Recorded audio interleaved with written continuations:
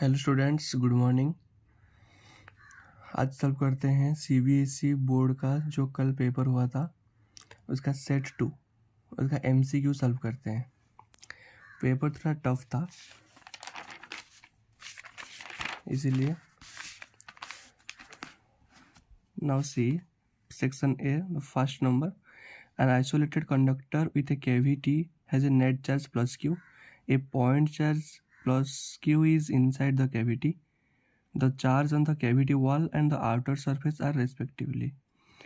तो इसका कंसेप्ट क्या होता है, जो कैविटी के अंदर चार्ज होता है वो वॉल में उसका नेगेटिव चार्ज इंड्यूस हो जाता है। सपोज ये कंडक्टर हो गया और इसके अंदर एक कैविटी हो गया, कैविटी के अंदर प्लस क्यू चार्ज है, तो ये जो वॉल में हमेशा नेगेटिव चार्ज इंड्यूस होता है और इसके अपर सरफेस में, आउटर सरफेस में इसका पॉजिटिव इंड्यूस हो जाता है। और as we know the given charge on the surface is plus Q, so total charge equal to Q equal to charge on wall, cavity of the wall plus charge on the surface. यहाँ से अगर हम on the surface का निकालें QS equal to Q minus QW हो जाएगा। और ये QW क्या है, charge on wall of the cavity, और कैविटी का क्या होता है, माइनस होता है, तो कैविटी का चार्ज हो जाएगा माइनस Q। अगर यहाँ माइनस Q पुट करेंगे तो आंसर आएगा Q माइनस माइनस Q, तो इसका आंसर हो जाएगा Q plus Q। So minus Q and Q plus Q will be the answer. So option C is the right answer. Second question, proton is taken from P1 to P2, both located in an electric field. Potential given है -5 volt and +5 volt. Kinetic energy पूछा है, if kinetic energy is 0 then find the work done पूछा है। तो charge given है proton, जो given है पहले O लिख देना है क्योंकि सॉल्व करना आसान होता है। अभी पोटेंशियल दो जगह दिया है P1 और P2 में, तो वहाँ से हम पोटेंशियल डिफरेंस निकाल सकते हैं। वार्डन निकालना है तो वार्डन एनर्जी के बराबर होता है, मतलब work done equal to potential energy हो सकता है। तो पोटेंशियल एनर्जी का फॉर्मूला क्या लिखेंगे हम, तो energy equal to Q into we.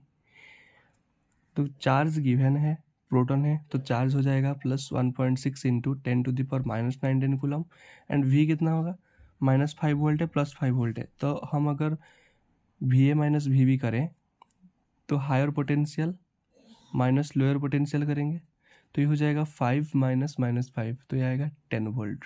यहाँ पुट करेंगे तो ये हो जाएगा 1.6 इंटू 10⁻⁹ इंटू 10, तो answer will be 1.6 into 10⁻⁻18 volt. So correct answer will be option number B. Now see third number, ये बायोट सावर्ट का क्वेश्चन है। 2 centimetre length of wire carrying a 5 ampere current in positive Y direction. इसका मतलब current का direction जो होता है वो करंट एलिमेंट का भी डायरेक्शन होता है, तो डीएल वेक्टर का डायरेक्शन है वाई कैप में और जे कैप में। मैग्नेटिक फील्ड पूछा है एट पॉइंट 340 मीन्स XY0 ऐसा है, तो XY प्लेन में पूछ रहा है, तो इसका रिजल्टेंट किस तरफ होगा, आई कैप प्लस जे कैप की तरफ।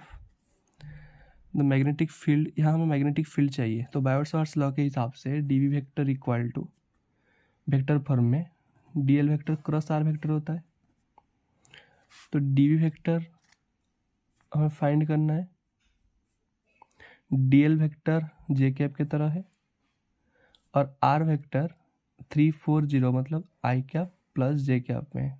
इसका अगर हम क्रॉस प्रोडक्ट निकाल दें we can find the direction of magnetic field. So J vector cross I cap plus J cap cross J cap, we know j cap plus j cap is 0 vector, so this is 0, so j cap cross I cap will be the answer, I cap j cap k cap। अगर हम ऐसे motion करेंगे तो I cross j k बनता है, j cross k I बनता है, यानी j क्रॉस I कितना हो जाएगा, j क्रॉस I उल्टा जाएंगे तो नेगेटिव आता है, तो ये हो जाएगा माइनस k कैप। तो सिर्फ डायरेक्शन देखते ही हम इस आंसर लगा सकते थे, तो यहाँ थर्ड ऑप्शन में ही माइनस k कैप है, so this will be the correct answer. Now move to the next question. Two thin long parallel wires separated by distance a carry current I in opposite direction. If they are in opposite direction then they will repel each other. And इसका magnitude क्या होता है, force per unit length equal to mu naught I1 I2 by 2 pi a. So force per unit length will be mu naught, अगर दोनों current same है तो mu naught I² by 2 pi a, and it is repelling in nature. So option D will be correct answer. Repel each other with a force per unit length mu naught I² by 2 pi a.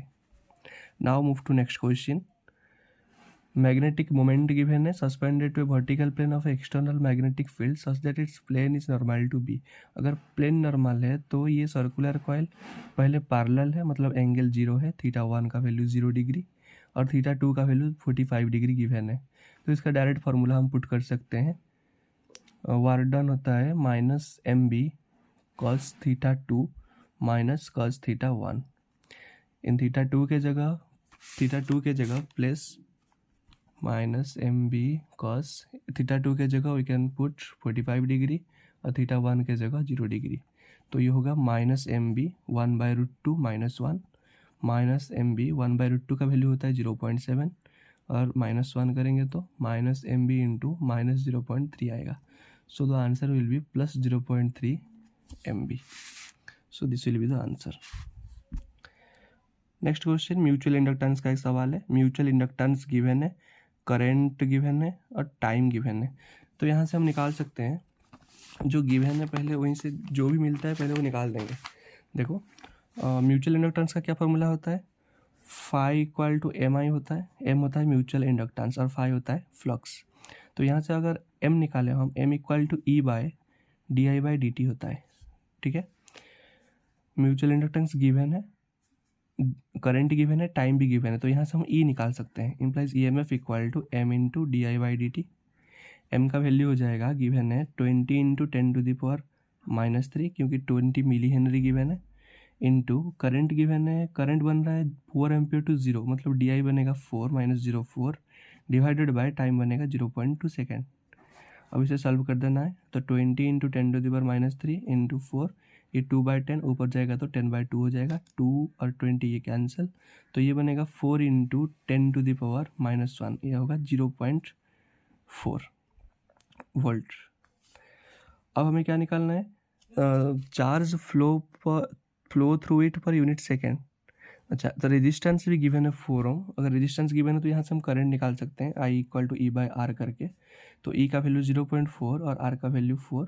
तो ये अगर value निकालेंगे तो 4/10 into 1/4, 4 cancel, 1/10, तो 0.1 आ जाएगा answer.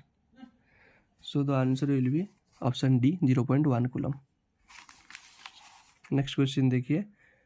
Consider solenoid of length L and area of cross section A, fixed number of turns. The self inductance. Okay, self inductance of solenoid, इस ये तो डायरेक्ट फार्मूला वाला क्वेश्चन है. L का फार्मूला होता है for solenoid mu naught n² A by L, where n is the number of turns, A is the area and L is length of the solenoid. So L depends inversely on length and directly on area. So if we have to increase the self inductance of this solenoid, we have to decrease the length and increase the area. So L is decreased and A is increased. This will be the correct answer. Next, move to question number 8.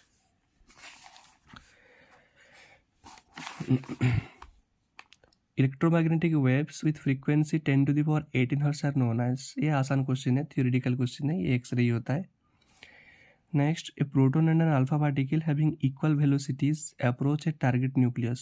They come momentarily rest and reverse their direction. The ratio of distance of closest approach to proton to alpha. Okay, what is the formula for distance of closest approach? It is a R naught equal to 4kZe² divided by mv². This is the formula for distance of closest approach. Now find the ratio for proton Rp. For alpha particle it is R alpha equal to 4kZp EP² by mp_v². और ratio करेंगे तो ऊपर जाएगा तो multiplication हो जाएगा, तो ये हो जाएगा m alpha v² by 4kZ alpha e अल्फा². ओके, क्वेश्चन में गिवन है इक्वल वेलोसिटी है दोनों का, तो v² कैंसिल कर देंगे, यहाँ से 4k कैंसिल. सो ये आएगा Zp/Z alpha into E P square by E alpha square into M alpha by M P. अब सबका वैल्यू पुट करना है हमको। जेड नंबर ऑफ प्रोटॉन होता है, प्रोटॉन तो एक ही है, so this will be 1 and number of proton in alpha particle it is 2।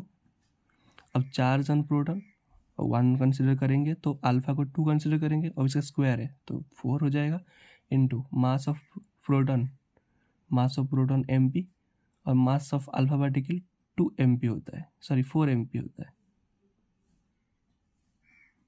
Okay, so mp will be cancelled, यहाँ 4 will be cancelled, so the answer will be 1/2. 1/2 will be the correct answer. Now come to question number 10. A graph given है stopping potential with frequency, हमें निकालना है। Okay, work function given है 5 1 5 2 5 3, तो कौन सा relation सही है ये बताना है। Okay, this is the graph. So ये डिनोट करता है स्टॉपिंग पोटेंशियल को, न्यू नॉट को, सॉरी थ्रेशोल्ड फ्रीक्वेंसी को।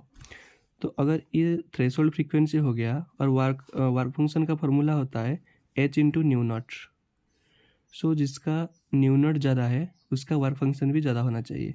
तो ग्राफ के हिसाब से m3 का ज़्यादा है न्यू नॉट, सो इसका वर्क फंक्शन भी ज़्यादा हो जाएगा, देन m2 का, देन m1 का। सो 5 3 greater than 5 2 greater than 5 1, it will be the correct answer. So answer C, option C is the answer. Next, an electron makes transition from n equal to 2 level to n equal to 1 level in Bohr model of hydrogen atom. Its period of revolution. Period of revolution, time period t is proportional to n cube होता है, directly proportional to n cube. तो अगर हम t1 by t2 निकालें, पहले n equal to 2 level में था तो 2 का cube divided by n equal to 1 level में था, 1 लेवल में आ रहा है तो 1 क्यूब, तो ये बनेगा 8/1। हमें चाहिए t2 का वैल्यू, तो t2 बनेगा t1/8। It means it will decrease by 1/8 times which is exactly equal to 12.25%. So answer should be decreased by 12.25%. But I am not getting such options. So for now, assume this will be the answer. It will decrease by 87.5%. The correct answer of this I will tell you later. Okay. Next, number 12. The silicon is doped with a pentavalent element. The energy required to set the additional electron free. Silicon का जो potential barrier होता है वो 0.7 electron volt होता है और germanium का 1.1। सो silicon यहाँ 0.72 will be the answer. Okay, now come to assertion reason. assertion में गिवन है in semiconductor the electrons in the conduction band has lesser energy than that of valence band. Conduction band का energy high होता है, इसलिए assertion गलत है। Donor energy level is just above the valence band, no, donor level is just below the conduction band होता है। सो यहाँ assertion और रीजन दोनों गलत है, so answer will B D. Photoelectric effect demonstrates the particle nature of light. Yes, it is the correct. Photoelectric current is proportional to frequency. No, photoelectric current is proportional to intensity होता है, intensity of radiation. Okay, so assertion true, reason false. तो उसके हिसाब से C होना चाहिए।